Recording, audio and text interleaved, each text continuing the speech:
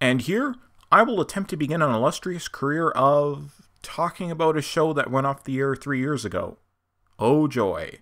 I hope this doesn't come off as a total ripoff of SF Debris, but hey, the guy's a good formula for TV show reviews, and you should all definitely check his stuff out. I love House. Love it to death. It's my favorite TV show of all time, and definitely in my top pieces of media content, period. I love the drama, the mystery, the characters, and the overall plot of the series. The impact of House is enormous. It brought Hugh Laurie into North America and launched the careers of nearly every actor involved that didn't already have one. So here, for the House MD recap that is being run by the official subreddit, I will post a review for each episode under the rewatch.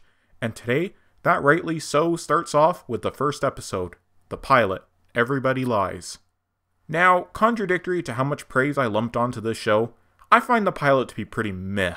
Part of that you have to expect. TV shows often diverge wildly from the pilot. But instead, the primary issue with Everybody Lies is that it only exists as an introduction. They could have removed all the medical drama and just had each character explain their persona and motivation to the camera and nothing would be very different. Anyway, let's start with the plot. Rebecca Adler is a kindergarten teacher played by Robin Tunney, who suffers a stroke during class and loses her ability to coherently speak. Managing to slowly write "call the nurse" on the whiteboard before losing consciousness, the class cheerfully reading the words aloud before they realize the severity of the situation. I'll say this much for the pilot, it's very well directed, having been done by noted filmmaker Bryan Singer, who also produced the show. A month passes and we're introduced to Gregory House, our principal protagonist played by Hugh Laurie, and his lifelong friend Robert Sean Leonard as Dr. James Wilson, who proposes the case of Rebecca Adler to him. House declines at first, claiming that she simply has a brain tumor and that the case is uninteresting, but agrees when Wilson confesses that Rebecca is her cousin. So House gets to work on a diagnosis with his team of fellows, Jesse Spencer as Robert Chase, Jennifer Morrison as Allison Cameron, and Omar Epps as Eric Foreman. They start to perform a contrast MRI to confirm a tumor, but House's diagnostic privileges are revoked by the hospital's Dean of Medicine, Lisa Cuddy, played by Lisa Edelstein. Cuddy refuses to allow House to run tests or perform treatment until he starts on his backlog of clinic hours. So House tells his team to run the MRI anyway while he tries to cheat on his time, eventually being pressed into examining an orange-tinted man's affliction, where he simply tells him that he's eating way too many carrots, and is also living with an adulterous wife due to her not noticing that he's gotten the most tropical tan possible. Meanwhile, the contrast for the MRI gives Rebecca an allergic reaction, so Chase and Cameron perform an impromptu tracheotomy to insert a breathing tube. Once again, the scene is shot beautifully, but I can't help but begrudge the lack of urgency conveyed within, given that the patient has stopped breathing. Back in the clinic, House has an epiphany while explaining the use of an asthma inhaler to an idiot mom with an asthma-stricken kid that refuses to let him use it daily, and returns to the team claiming that Rebecca has cerebral vasculitis and needs steroids to clear the inflammation.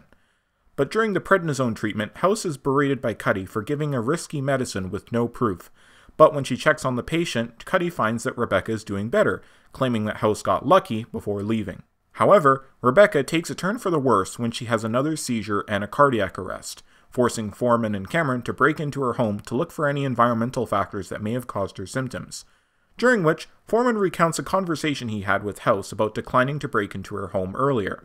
That, beside his great education and grades, House only truly hired him because he had a juvie record, and that his street smarts would be useful for these activities. This leaves Cameron wondering about her reasons for hiring, given that Foreman's prestige exceeds hers, and the two return to House with no outright evidence except for the presence of ham in her fridge, which invalidates Rebecca's familial relationship with Wilson, given that he's Jewish. But House sees something different, and leaps from the presence of ham to evidence of a tapeworm, a larva of which could have traveled into her brain through the bloodstream, and the resulting infection from her immune system fighting the parasite causing her symptoms. Rebecca declines treatment, however, not wanting to be experimented on anymore, so House finally goes to see her directly, invalidating her claim that she wants to die in dignity, with the conflict that there is no dignity in death. It's always pretty and always ugly. So eventually, he gets her to accept treatment, which cures her in time for a heartwarming visit from her students. Later, Cameron asks House about the circumstances of her hiring, to which he states that it was because she was pretty, and that because she was pretty, she had no reason to work hard to achieve anything in life, so her mere presence as a doctor shows her commitment, which was enough for House. The orange patient from earlier complains to Cuddy that House's insistence of an affair has led to a divorce, hinted from the ring that is now missing on his finger. Wilson confirms to House that he lied about Rebecca being his cousin in order to get House to take the case. And in the final scene, a patient who claimed he had chronic fatigue syndrome that House used to swipe some Vicodin by faking a prescription and replacing the pills with mints from a quarter vending machine returns, shockingly asking for a refill. House turns to Wilson and asks if he has change for $1, ending the pilot.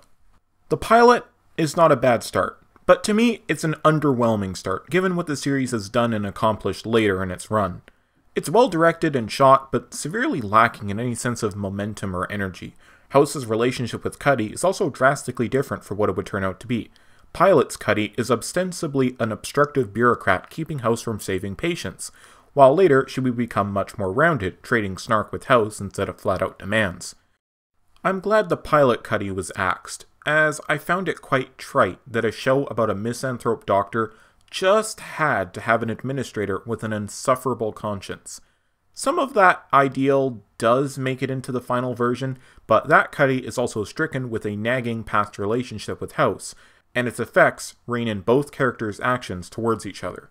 The pilot does do a good job in establishing some of the characters. House's drug habits, Wilson's manipulative behavior, and the friendship the two have, but the three fellows are given bare introductions at most, with basically one scene each with which to establish a groundwork. The insistence of everybody lies, which I guess you could call the show's tagline, is almost rammed down your throat here. We're told that House refuses to see patients, so a lie about history doesn't screw up the diagnosis. This is also the reason he elects to break into homes instead of asking for a key, in case something a patient wanted to hide was causing their symptoms.